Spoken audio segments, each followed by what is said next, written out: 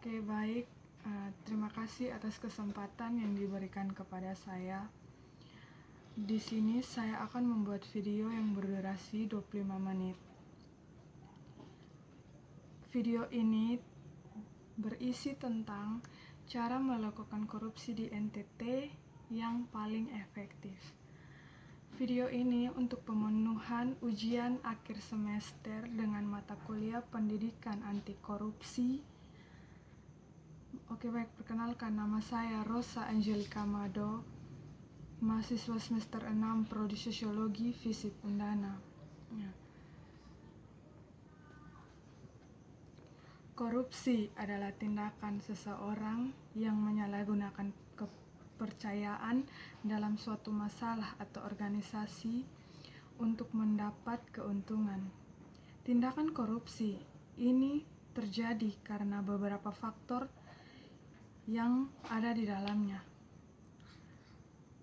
Beberapa faktor yang ada di dalam kalangan masyarakat. Korupsi juga bisa dilakukan oleh individu maupun kelompok. Faktor-faktor yang meliputi korupsi sebagai berikut. Yang pertama, faktor internal. Merupakan sebuah sifat yang berasal dari diri kita sendiri. Terdapat beberapa faktor yang ada di dalam faktor internal ini, antara lain dibagi atas dua, yaitu 1. Sifat tamak, merupakan sifat yang dimiliki manusia di setiap harinya. Pasti manusia menginginkan kebutuhan yang lebih dan selalu kurang akan sesuatu yang didapatkan. Akhirnya muncullah sifat tamak ini dalam diri seseorang untuk memiliki sesuatu yang lebih dengan cara korupsi. 2. Gaya hidup konsumtif.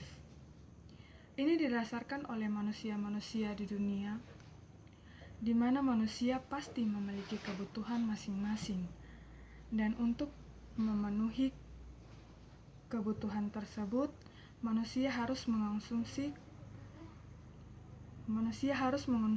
kebutuhan tersebut dengan perilaku tersebut tidak bisa diimbangi dengan pendapatan yang diperoleh, yang akhirnya terjadilah tindak korupsi. Yang kedua, faktor eksternal dibagi atas 4. Yang pertama, faktor politik adalah salah satu faktor eksternal dalam terjadinya tindak korupsi. Di dalam sebuah politik akan ada terjadinya suatu persaingan dalam mendapatkan kekuasaan. Setiap manusia dapat bersaing untuk mendapat kekuasaan yang lebih tinggi. Dengan berbagai cara mereka lakukan untuk menduduki posisi tersebut. Akhirnya muncullah tindak korupsi atau suap menyuap dalam mendapatkan kekuasaan. 2. Faktor hukum adalah salah satu faktor eksternal dalam terjadinya tindak korupsi. Dapat kita ketahui di negara kita sendiri bahwa hukum sekarang tumpul ke atas dan tajam ke bawah. Di hukum sendiri banyak kelemahan dalam mengatasi suatu masalah. Sudah terbukti bahwa banyak praktek suap menyuap lembaga hukum terjadi dalam mengatasi suatu masalah, sehingga dalam hal tersebut dapat dilihat bahwa praktek korupsi sangatlah mungkin terjadi karena banyaknya kelemahan dalam sebuah hukum yang mendiskriminasi sebuah masalah. 3. Faktor ekonomi. Sangatlah jelas faktor ekonomi ini sebagai penyebab terjadinya tindak korupsi. Manusia hidup pasti memerlukan kebutuhan, apalagi dengan kebutuhan ekonomi itu sangatlah dipentingkan bagi manusia. Bahkan pimpinan ataupun penguasa berkesempatan jika memiliki kekuasaan sangatlah ingin memenuhi kekayaan mereka. Di kasus lain, banyak pegawai yang gajinya tidak sesuai dengan apa yang dikerjakannya yang akhirnya ketika ada peluang mereka didorong untuk melakukan korupsi. Faktor keempat, faktor organisasi, adalah faktor eksternal dari penyebab terjadinya korupsi di suatu tempat. Pasti ada sebuah organisasi yang berdiri. Biasanya tindak korupsi yang terjadi dalam organisasi ini adalah kelemahan struktur organisasinya. Aturan-aturan yang dinyatakan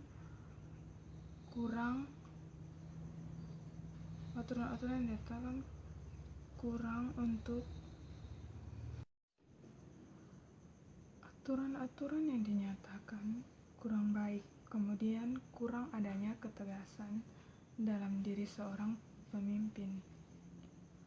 Dalam suatu struktur organisasi akan terjadinya suatu tindak korupsi jika di dalam struktur tersebut belum adanya kejujuran dan kesadaran diri dari setiap pengurus maupun anggota.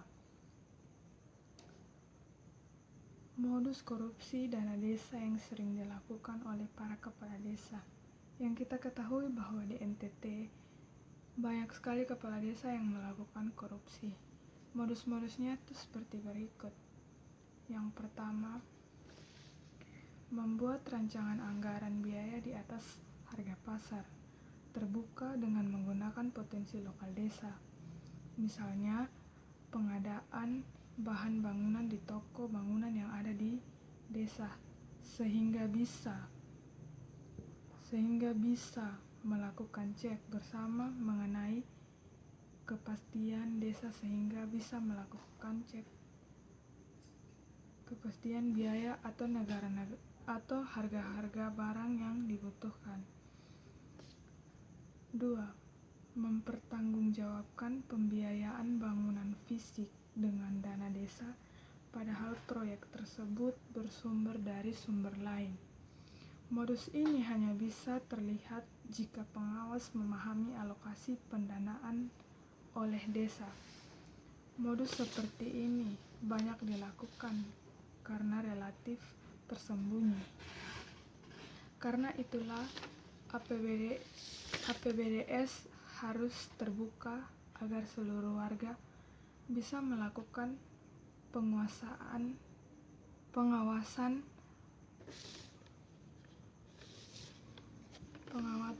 atasnya. 3. Meminjam sementara dana desa untuk kepentingan pribadi, namun tidak dikembalikan. Ini juga sangat banyak terjadi dari mulai kepentingan pribadi hingga kepentingan lainnya. 4.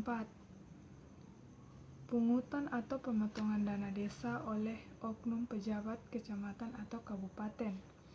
Ini juga banyak terjadi dengan beragam alasan. Perangkat desa tak boleh ragu untuk melaporkan kasus seperti ini karena desalah yang paling dirugikan. 5. Membuat perjalanan dinas fiktif kepala desa dan jajarannya. Banyak kasus perjalanan untuk pelatihan dan sebagainya ternyata lebih ditunjukkan untuk pelarian saja. 6. Pengelembungan atau markup pembiayaan honorium perangkat desa. Jika modus ini lolos, maka para perangkat desa yang honornya digelembungkan seharusnya melaporkan kasus seperti ini. Soalnya jika tidak, itu sama saja mereka dianggap mencicipi uang haram itu. 7. Pengelembungan atau markup pembayaran alat tulis kantor.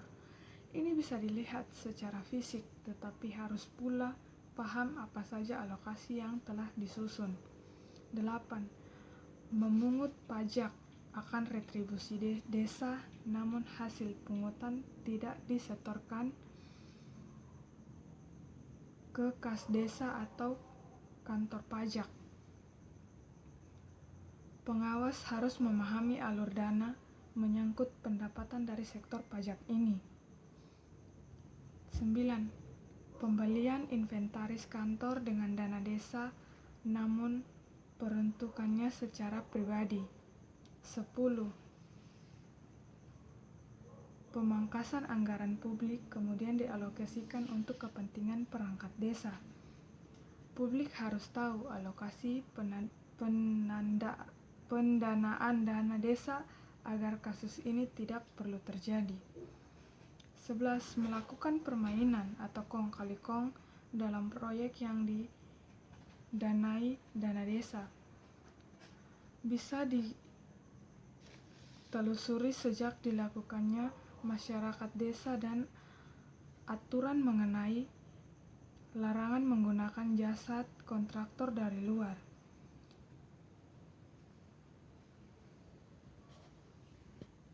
12. Membuat kegiatan atau proyek fiktif yang dananya dibebankan dari dana desa.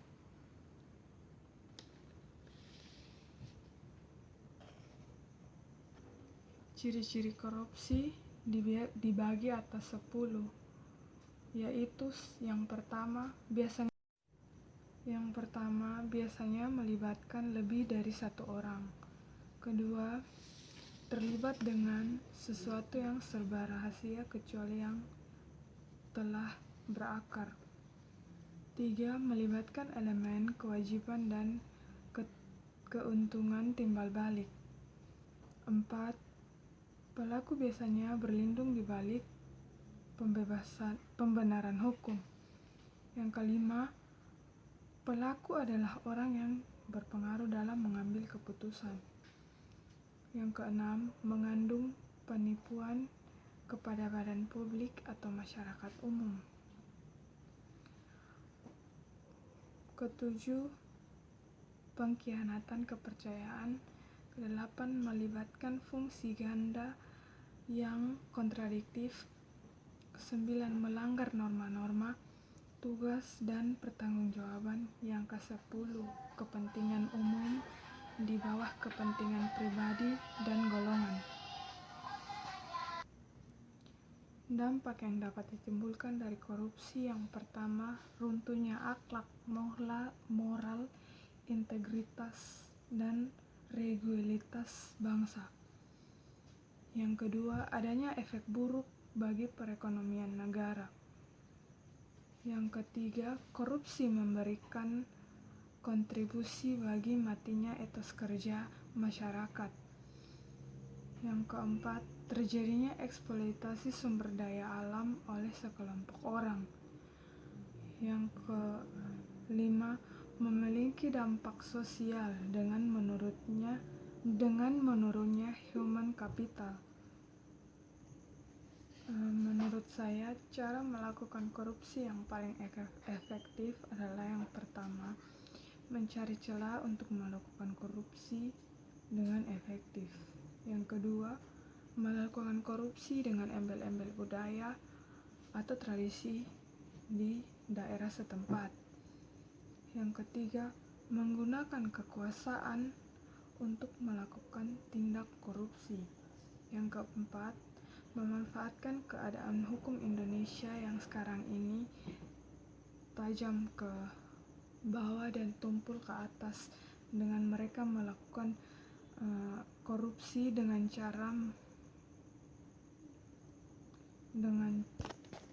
mereka sangat memanfaatkan kondisi hukum ini dengan berlindung di balik hukum tersebut.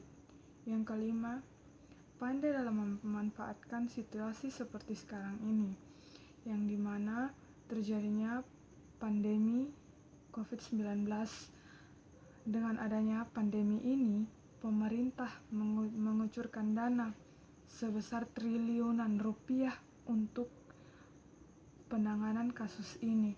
Jadi, kasus ini kemungkinan besar terjadinya korupsi dikarenakan biaya yang dikeluarkan itu sangat besar, mencapai triliunan rupiah. Dengan begini, harus ada pengawasan khusus dan antisipasi agar dana tersebut dapat tepat sasaran dan tidak terjadinya korupsi dengan melakukan pengawasan oleh KPK dan badan pengawas tersebut. Dengan adanya dana sebesar ini, baik, yang berikut saya akan jabarkan 5 kasus korupsi terbesar di Indonesia yang menyebabkan kerugian negara mencapai triliunan rupiah. Kasus yang pertama adalah kasus Kota Waringin Timur. KPK resmi menetapkan Bupati Kota Waringin Timur, Supian Hadi, sebagai tersangka atas kasus korupsi penerbitan izin usaha pertambangan atau IUP di daerah itu. Dalam kasus ini,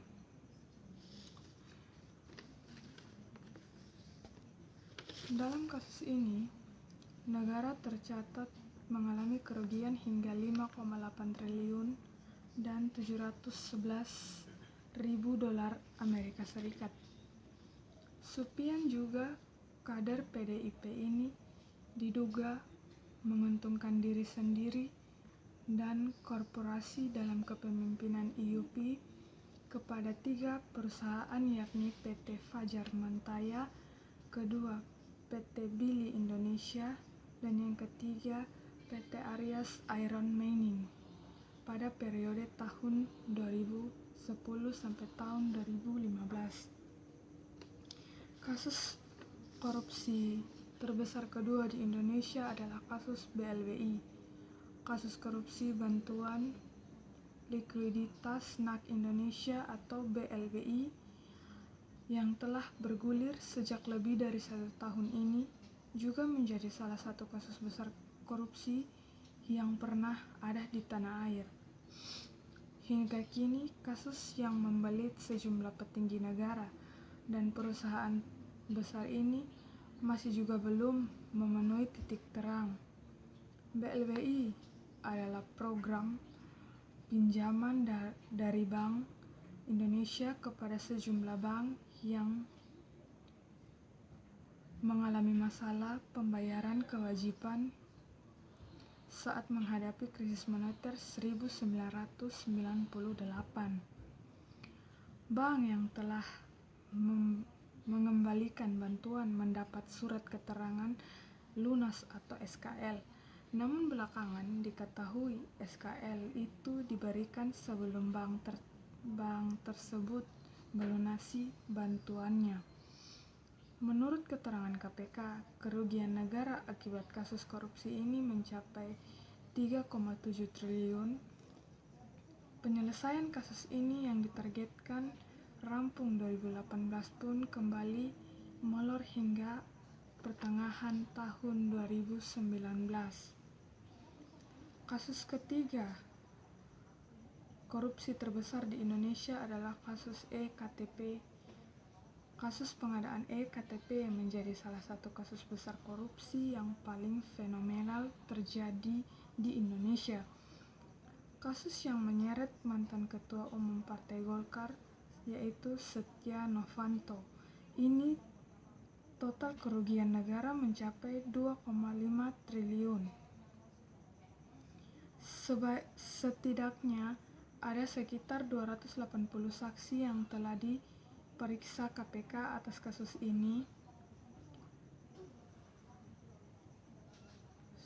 dan hingga kini ada 8 orang yang telah ditetapkan sebagai tersangka dalam kasus korupsi EKTP ini. Kasus korupsi yang terbesar yang keempat adalah proyek Hambalan. Kasus proyek pembangunan pusat pendidikan, penelitian, dan sarana olahraga nasional di Hambalang juga tercatat menjadi salah satu kasus korupsi besar yang pernah ada.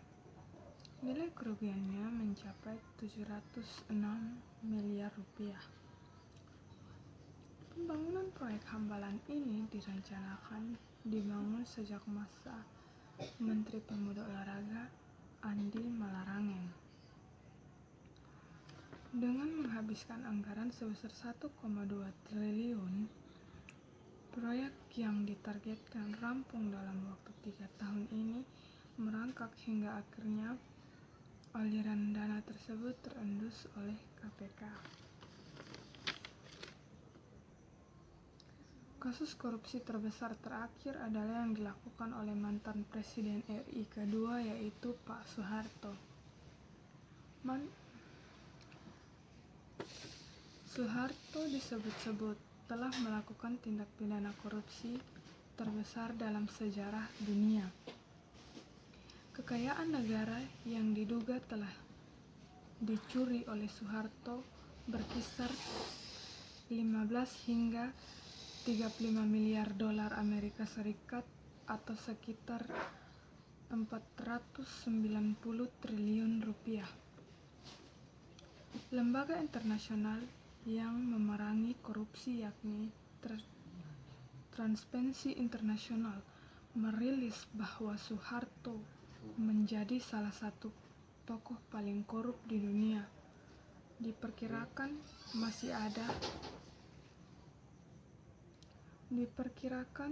ada banyak sumber pemasukan keluarga Soeharto dari hasil perusahaan swasta dan kebijakan yang ia buat untuk memperkaya diri sendiri.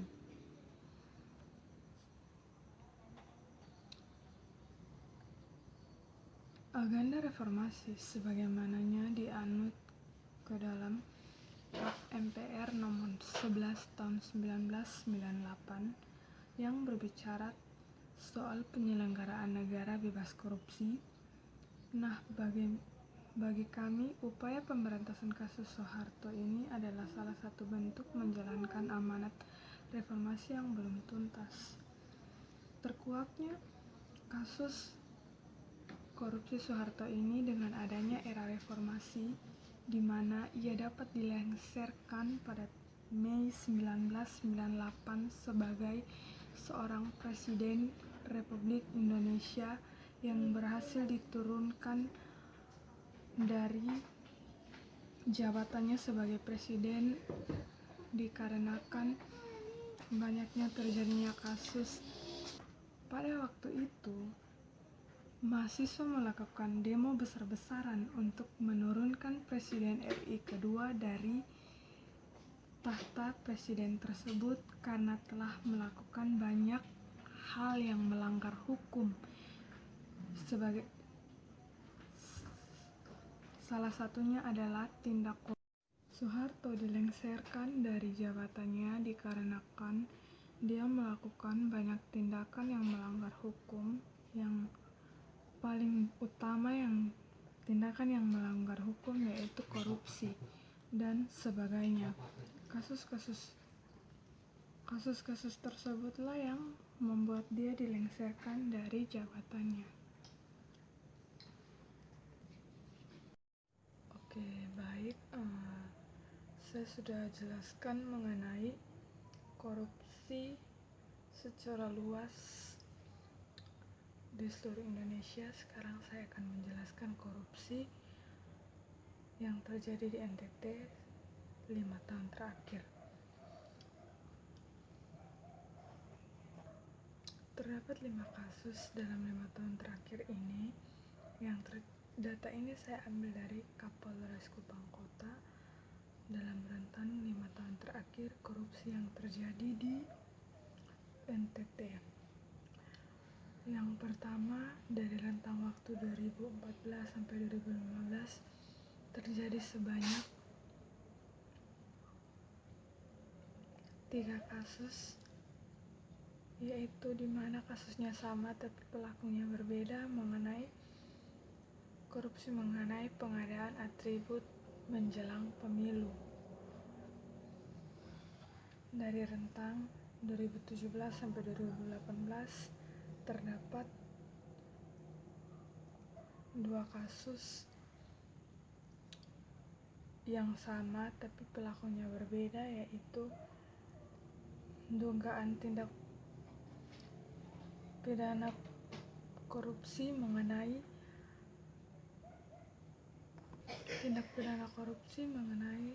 pengadaan pemilu menjelang pemilu pemilihan wali kota dan wakil wali kota di NTT.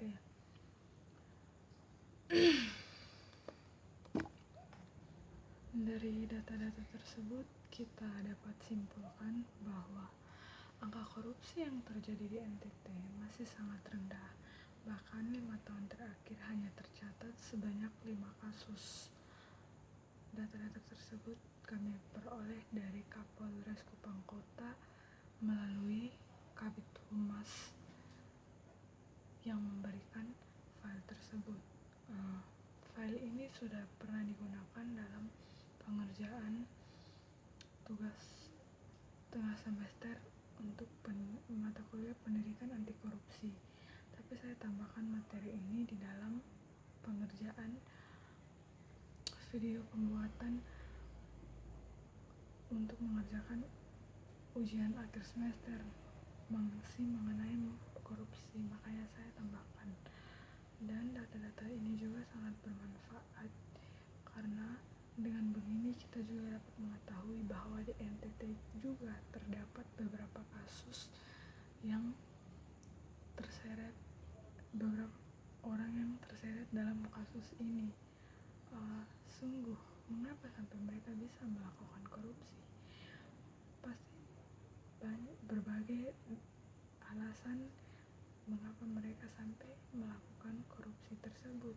Itu yang harus diselidiki. Tetapi kita tidak bisa menyalahkan mereka sepenuhnya karena pasti ada dorongan-dorongan dari belakang atau dari dalam dirinya sendiri untuk melakukan korupsi tersebut. Jadi seorang koruptor tidak akan disalahkan sepenuhnya, tetapi harus dirubah sikapnya dari yang sering korup menjadi tidak korup. Tapi itu tidak mudah karena sekalinya korup pasti dicap dan seterusnya, di stigma terus bahwa dia adalah seorang koruptor. Dari penjelasan yang saya sebelumnya, saya menjelaskan lebih banyak tentang kasus-kasus nasional. Sekarang saya coba yang lebih terperinci ke NTT. Tetapi di NTT kasus-kasusnya tersebut itu tidak terlalu tenar yang terjadi pada kasus-kasus yang di keseluruhan Indonesia. Maka di NTT ini menurut saya mungkin angka korupsi itu masih sangat-sangat rendah dikarenakan data yang kami peroleh. Oleh karena itu saya dapat menyimpulkan bahwa korupsi di NTT masih sangat rendah. Dan untuk memerangi korupsi tersebut pasti ada upaya dini untuk mencegahnya. Provinsi NTT merupakan provinsi ketiga termiskin di Indonesia, tapi dia mampu untuk mempertahankan bahwa kasus-kasus korupsi itu tidak terlalu banyak terjadi di NTT. Jadi kasus yang terjadi di NTT itu yang tidak mencerminkan bahwa provinsi termiskin di Indonesia itu tidak ada kasus korupsi. Pasti ada, tetapi berbeda saat di NTT kasus korupsinya terjadi sangat sedikit. Saya mengucapkan terima kasih atas kesempatan yang diberikan kepada saya untuk membuat video ini.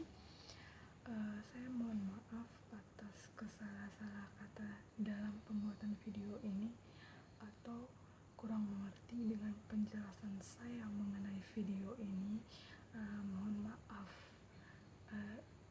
Saya juga mengucapkan banyak terima kasih atas waktu yang telah diberikan kepada saya untuk membuat video ini dalam rangka untuk mengerjakan tugas pengganti dari ujian akhir semester mata kuliah pendidikan anti korupsi. Dengan ini saya ucapkan terima kasih karena telah memberikan kesempatan kepada saya.